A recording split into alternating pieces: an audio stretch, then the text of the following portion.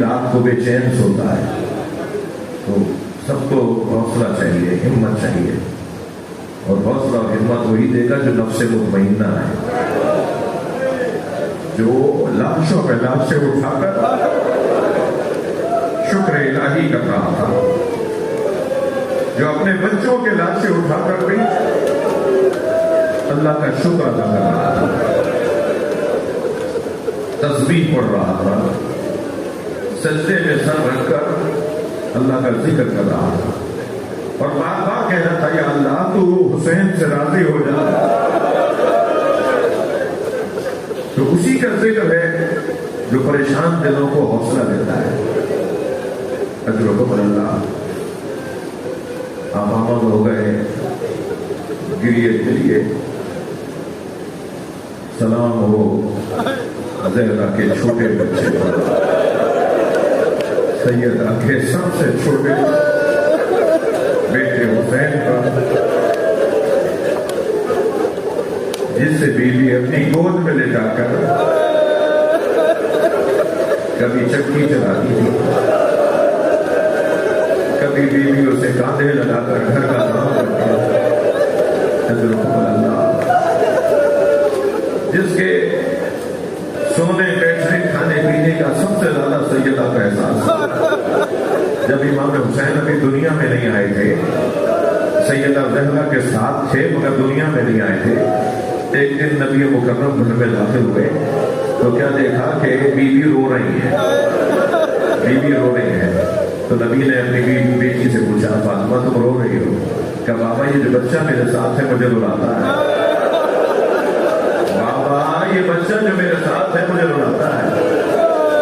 نبی نے فرمایا یہ تمہیں کیسے رلاتا ہے، یہ کیوں رلاتا ہے؟ کہ بابا یہ اکثر مجھ سے باتیں کرتا ہے اور کبھی کہتا ہے انا الغریب، اماں میں وطن سے دور مارا جاؤں.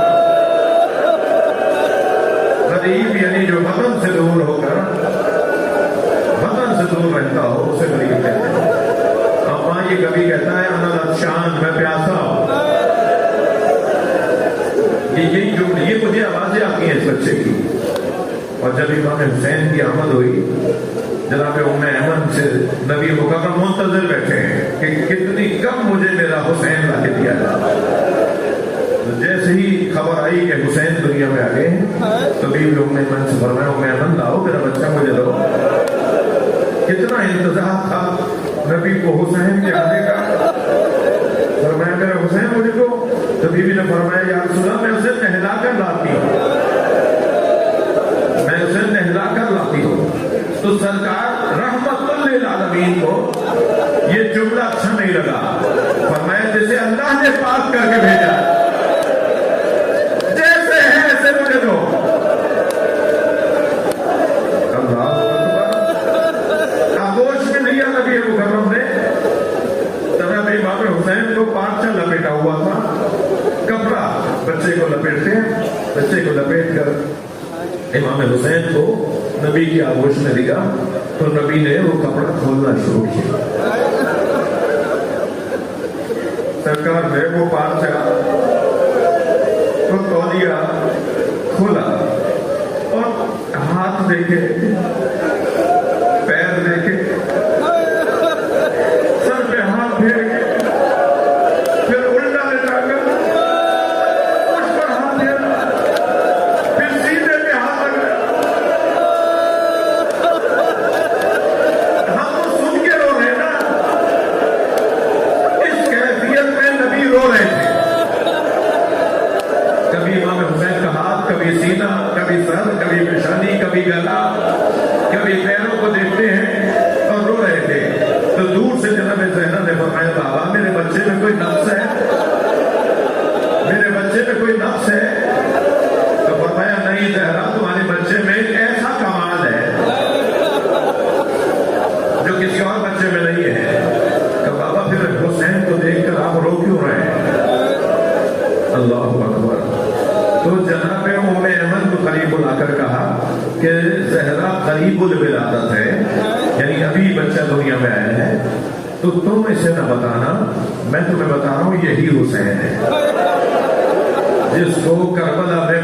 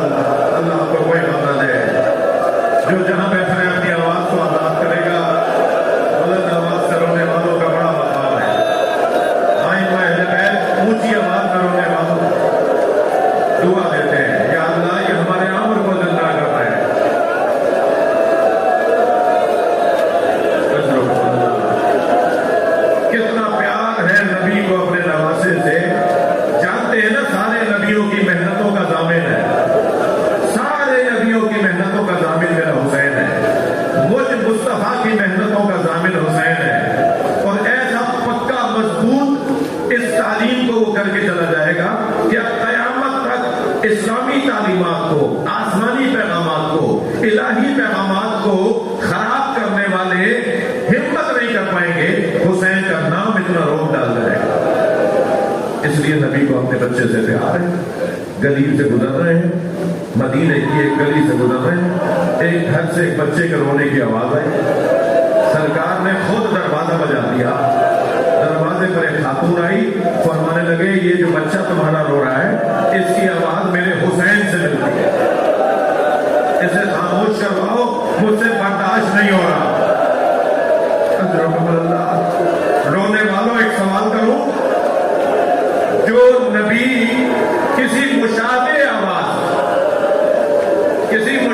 آواز پر مسترب ہو جاتے ہو کہ یہ بچہ تو کوئی اور ہے مگر اس کی آواز میرے حسین سے ملتی ہے, وہ کربلا کے میدان میں جب حسین مولا علی اصغر کا لاشا لے کے کبھی آگے کبھی پیچھے آ رہے تھے, کیا گزر رہی ہوگی نبی مکرم پر. ایک گلی سے سرکار گزر رہے ہیں, اللہ تسلی کر کے روئیں گے. ایک گلی سے سرکار گزر رہے ہیں کہ کچھ بچے کھیل رہے ہیں.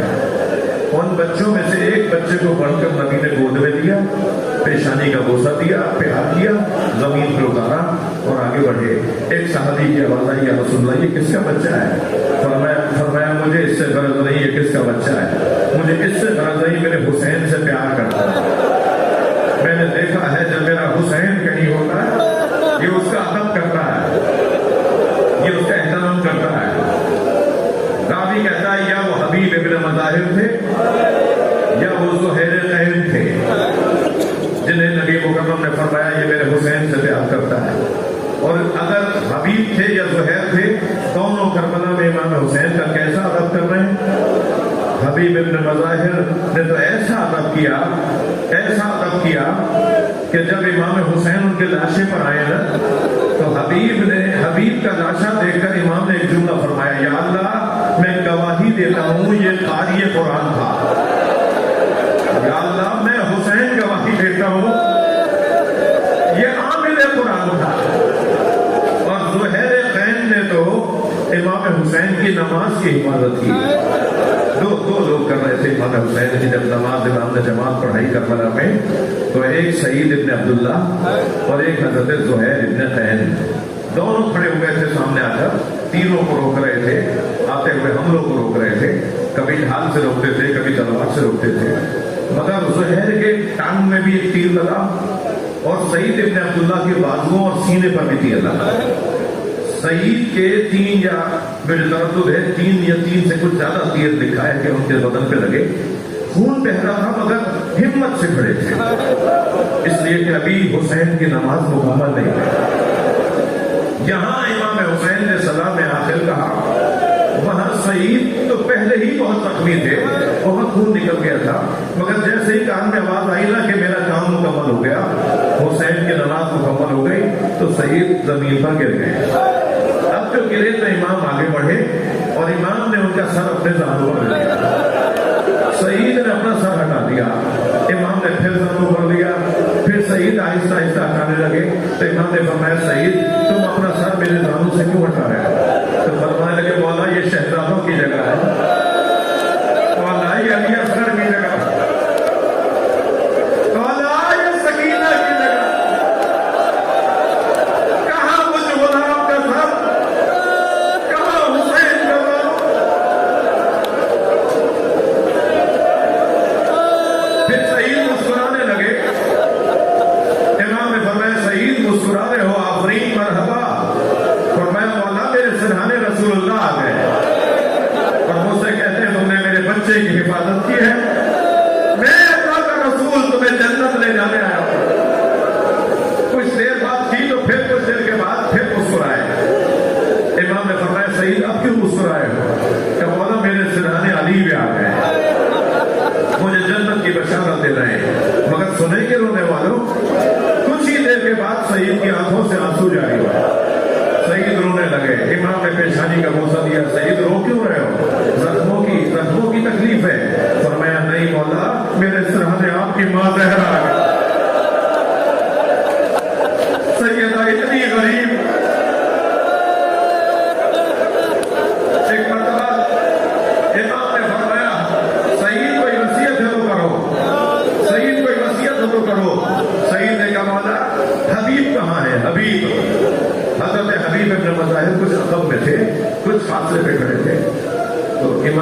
آواز دے کر کہا حبیب کو بلاؤ، سعید بلا رہے ہیں۔ تو حبیب کتنی جلدی آئے ہوں گے، فوراً آئے، قریب آ کے بیٹھ گئے۔ تو آپ کانپتی ہوئی آواز میں فرمانے لگے حبیب اپنا کان میرے منہ کے قریب لاؤ۔ حبیب ابن مظاہر جھک گئے، اپنا کان سعید کے دہن کے قریب لے گئے۔ تو سعید کہنے لگے حبیب حبیب دیکھو، حبیب دیکھو، حسین کو چھوڑ کے نہ جا، میرا مولا غریب ہو گیا۔